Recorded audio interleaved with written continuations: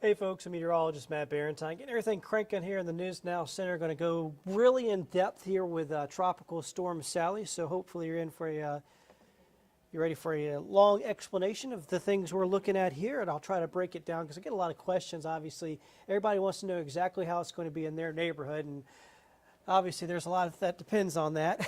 And there's obviously a lot of little communities, a lot of neighborhoods and areas here across just our local area. So it's a lot to sort of get out there. All right, so hey folks, I'm Meteorologist Matt Barrentine. Hope you're having yourself a great morning here to start off with on our Sunday. Obviously, there it is. That's Sally. This is the 3D imagery. I like looking at 3D imagery because it's neat looking, right? It's cool. One thing it does, it makes it look good on TV to do the 3D imagery, but it kind of overblows things. I just kind of put it that way. It makes it look like more than it is, and I'll explain that here. We check it out here in a second. The storm, it looks pretty impressive here, but it's not very well organized this morning. The center of circulation, there's Tampa. The surface center is right here. That's the surface center. And all the rain and storms are on the south and east side of this system. Now, you look at these maps, it's two-dimensional, flat, two-dimensional. A tropical system is not two-dimensional in real life. It's three-dimensional. It has a vertical axis. And in order for a storm to really start gaining strength, it needs to stack itself like a cake with layers, right? So it needs to be vertically stacked like that. When it's like this, it's tilted. This thing it's like the Leaning Tower of Pisa. It's tilted over right now, and that doesn't allow for good circulation. So it's struggling this morning to a degree, but we fully anticipate this as it moves farther out into the Gulf. It'll overcome these things, and it'll start stacking itself better, and then it'll start getting itself stronger. So don't sleep on this just because right now it's still just a fairly minimal tropical storm with winds of 50 miles per hour. It just hasn't really gotten its act fully together yet, and this is what kind of was expected. The model has been showing this last couple of days that it would take a little time through the day today here on our Sunday before this thing got its act together. And goodness that it's doing this, because if this was already getting its act together, already really wrapping itself around, we'd be in for some real danger here. Because even this, we still anticipate that it's going to grow into a Category 2 storm. It's still going to have enough time to do that as it makes its way across the Gulf. If it had a little bit more, organization here this morning, we could have been looking at a major hurricane. And that's even still a possibility right before landfall if it can strengthen enough. I think it's a small possibility, but it's there. So let's check out the alerts. We are under a tropical storm warning for all of our local area.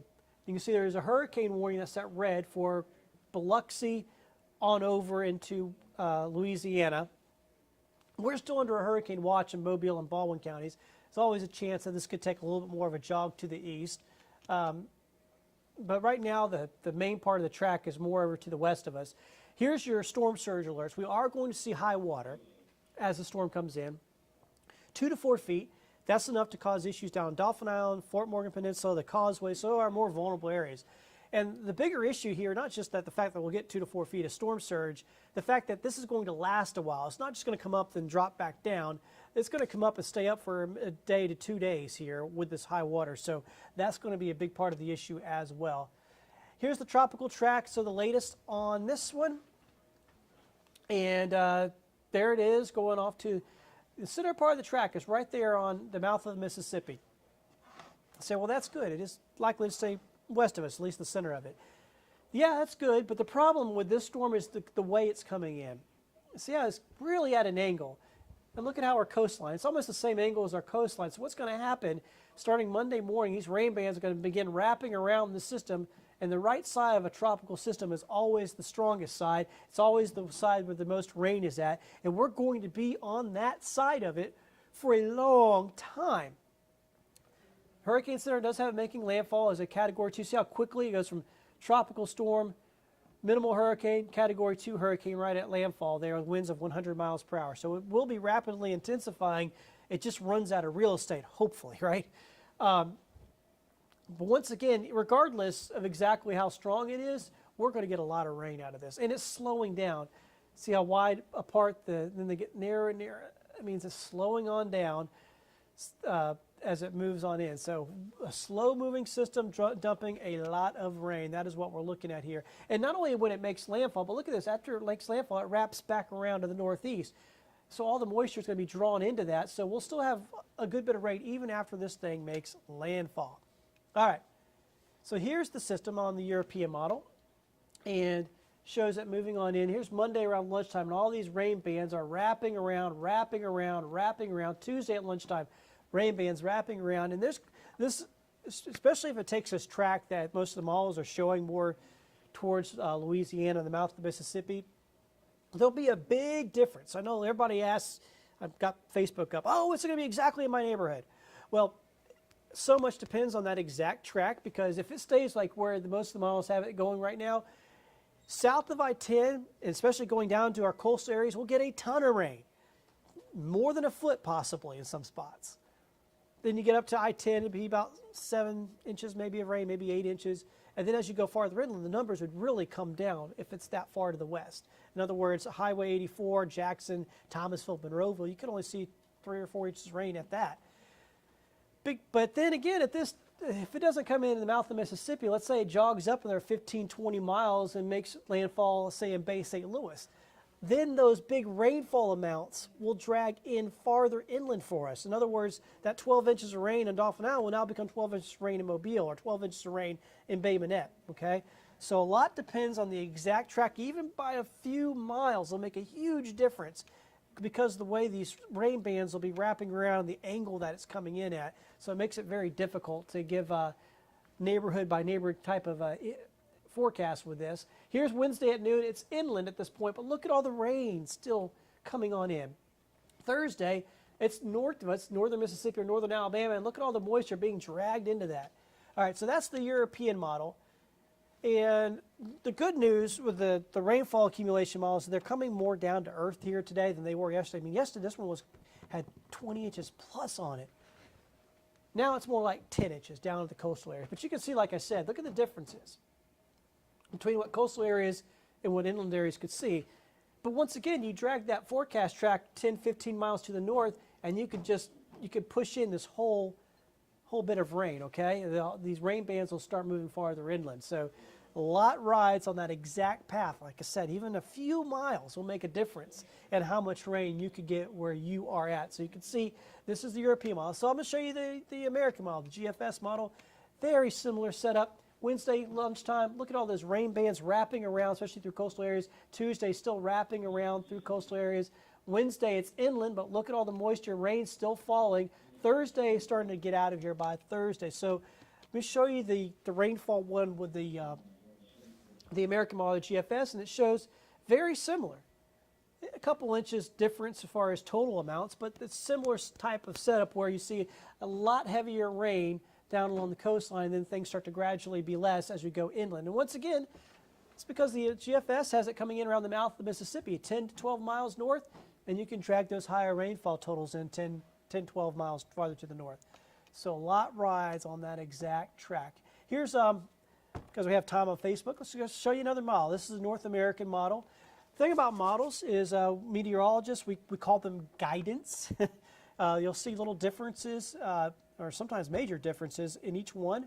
The good news, when you get this close in, then generally they're not huge differences. But like I said, 10, 12, 15 mile difference in that forecast path will make a difference to you if that brings in, that 10 inches of rain up to your house.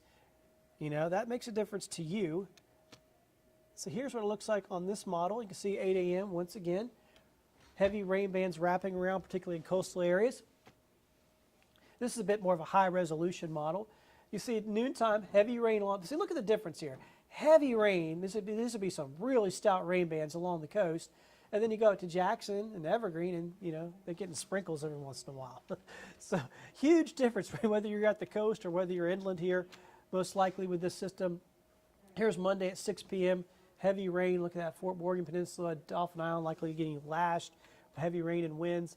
And then here it goes to midnight. You can see this thing barely moves. It's just such a slow mover at this point.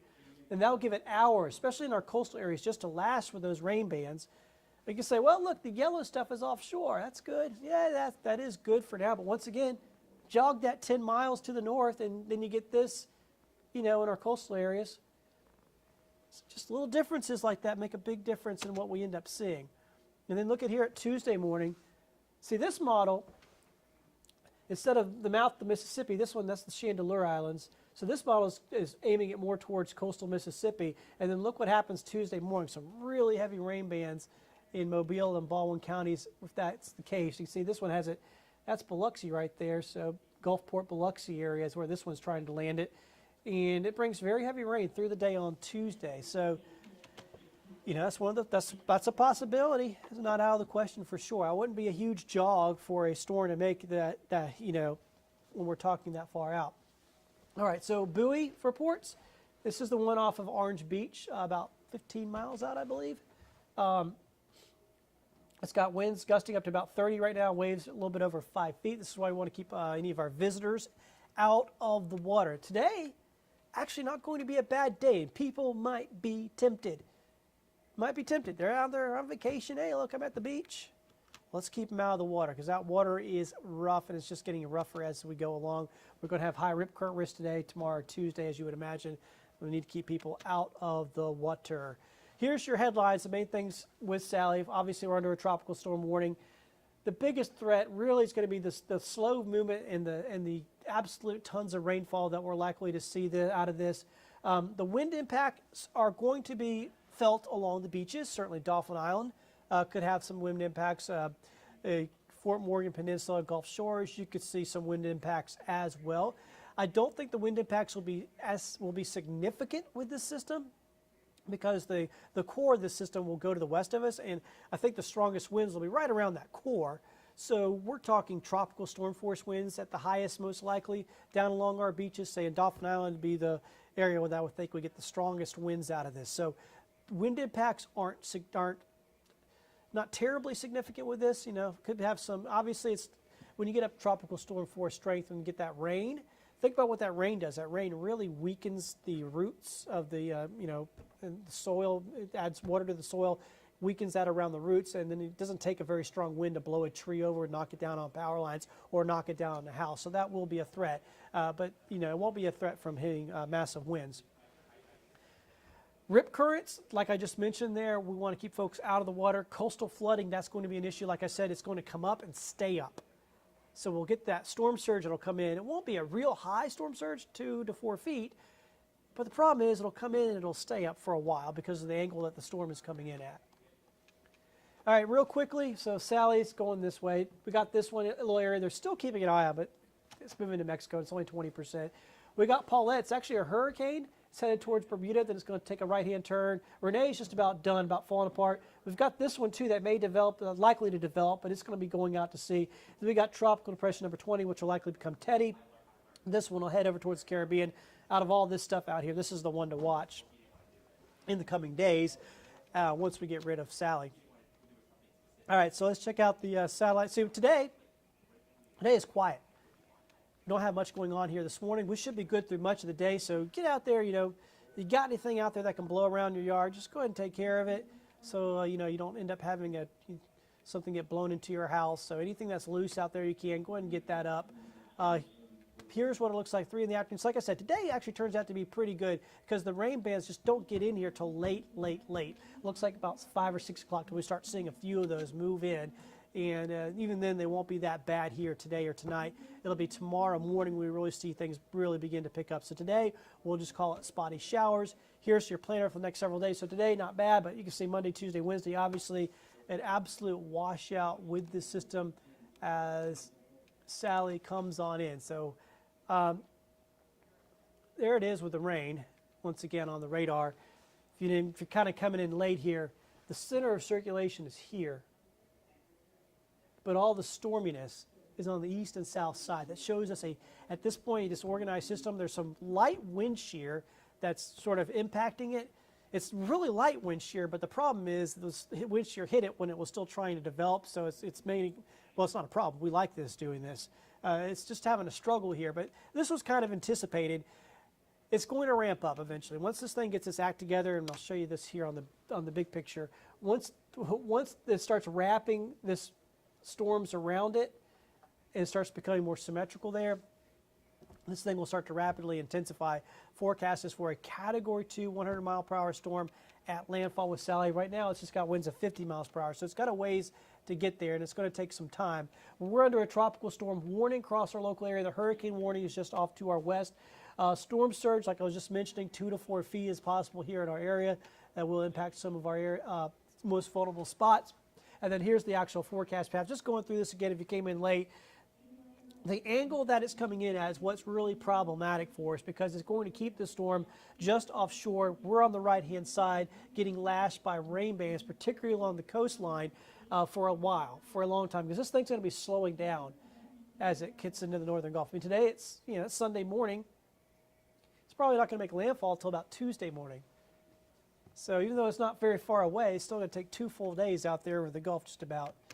Before it makes landfall. So all day today and all day tomorrow, then early Tuesday morning, making landfall. Then once it makes landfall, it's not like it's over for us, unfortunately, because then it curves back around to give us some more rain, because all that rain will be drawn into the circulation. So we got a lot of possibilities here. There's today at lunchtime, tomorrow at lunchtime. You can see that heavy rain right along the coastline.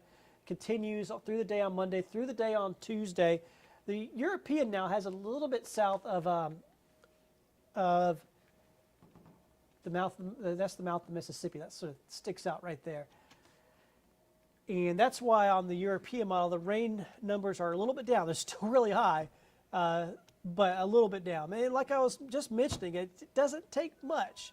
A few miles difference with a track like that will make a world of difference in how much rain you end up getting at your house.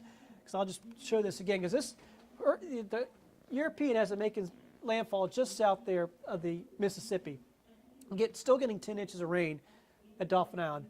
But instead of there, if it ends up jogging up to, say, the Chandeleur Islands, that are 15, 20 miles, probably 20, 30 miles to the north, then you take that 10 inches and you drag it inland, okay? And then down here on Dauphin Island, you'd probably be talking better than a foot of rain. So little tiny changes to the track will have big differences in how much rainfall you see at your place. But you can see we are anticipating one way or the other that it will be heavier rain, bigger rainfall totals at the beaches, then it'll sort of step back as you head inland. All right, for all the folks that joined here on Facebook, I do appreciate you sticking around through my long-winded talk here with all this. Obviously, we're going to keep tracking it for you. We've got our next update coming up at 10. We'll have that live on Fox 10, so you might want to catch that before the football starts today. Of course, we do have games on today. NFL's back. Of course, we've got the second game is the Saints and Bucks, a big game there. We have a halftime cut-in during that game. So stick around through halftime. I'll have a live cut-in with the latest during that as well. And then, of course, we have Fox 10 News tonight at 9 p.m. And I'll do some different things on social media here throughout the day to keep you updated as well if we see any major changes. What I'm anticipating today is a gradual, better organization to Sally, probably a gradual rise in the wind speeds. And then as we go into tomorrow, right before it makes landfall, so through the day tomorrow, we're likely to see a fairly quick intensification of the system. So today, a slow, gradual deal. Tomorrow, more of a quick intensification as it gets better organized. So that's what we're looking at with Sally. Be prepared for a lot of rain. That's the main thing for everybody that joined. I hope you have yourselves a great day. Bye now.